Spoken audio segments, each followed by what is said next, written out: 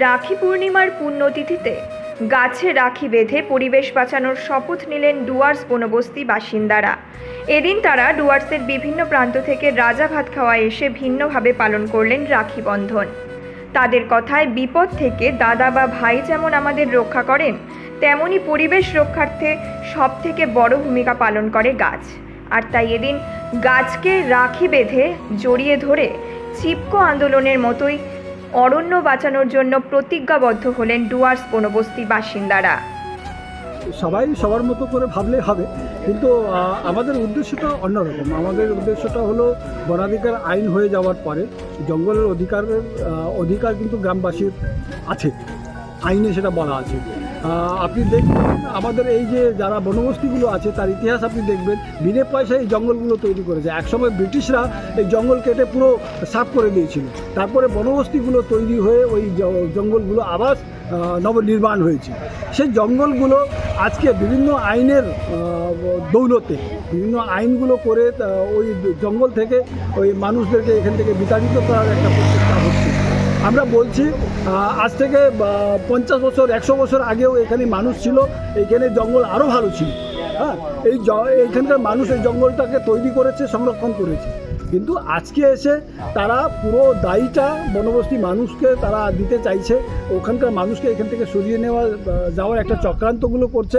ইন্দামিন এই ধরনের এই টাইমে আমাদের যারা সোমকোষ থেকে তিস্তা পর্যন্ত যে মহিলারা আছেন, আজকে এইখানে এক একটা গাছে ওনারা রাখি বেঁধেছেন।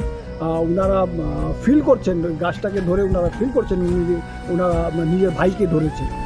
আমরা সংকল্পিত আগামী দিনে জঙ্গল সংরক্ষণ আমরা বনবস্তিবাসীদের গ্রামসভাগুলো করবে।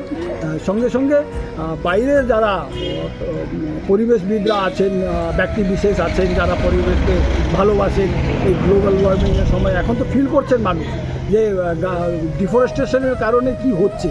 তো এই সময় আমরা বাইরের লোককেও আমরা আহ্বান করছি যে এই জঙ্গল সংরক্ষণ আর জঙ্গল আবার পুনর্নির্মাণ করার লড়াইতে গ্রামবাসীর সঙ্গে গ্রামসভার সঙ্গে আপনারা থাকুন।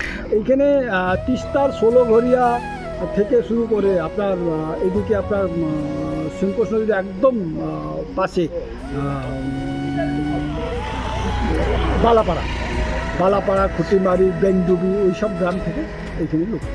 মানে আমরা উত্তরবঙ্গ বন জনশ্রমিক মঞ্চ থেকে এসেছি, মানে আমরা টিচার হিসাবে আছি। তো আমরা বাড়িতে তো দাদা ভাই সবাই আছে, তাদেরকে আমরা রাখি পরাই। তো দাদারা যেমন নিজের বোনদেরকে রক্ষার জন্য রাখি পরায়, আমরাও মানে একটা সিদ্ধান্ত নিছি যে সবাই মিলে, আমরা তো সবাই যেহেতু এই শ্রমজীবীতে কাজ করতেছি, মানে উত্তরবঙ্গ বন জনশ্রমিতে, তো আমরা মানে সিদ্ধান্ত নিছি যে আমাদের আশেপাশে যত ফরেস্টের গাছপালা আছে, তো এখন বেশিরভাগ সবাই কেটে দিচ্ছে সেগুলোকে।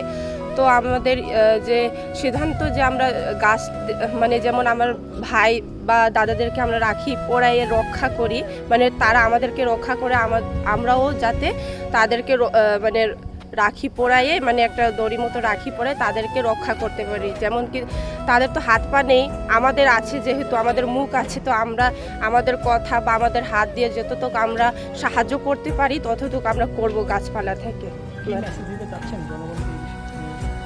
মেসেজ দিতে চাচ্ছি তো নিজেদের আশেপাশে গাছগুলো লাগান, পারলে যেহেতু ক্ষতিটা করবেন না। এখন অক্সিজেনের পরিমাণ খুব প্রয়োজন, আর এটাই বলতে চাবো যে গাছটা বেশি করে লাগানো। এখন গাছকে রাখি পরানোর উদ্দেশ্য হলো, আমরা জেনে এসেছি যে আগে থেকে রাখি পরা শুধু আমরা বাড়িতেই দেখি।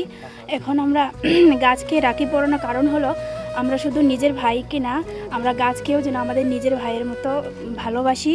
আর গাছ হচ্ছে আমাদের অনেক সাহায্য করে, যেমন গরমের সময় আমাদের ছায়া দেয়, আর পিওর অক্সিজেন আমরা গাছ থেকে পাই।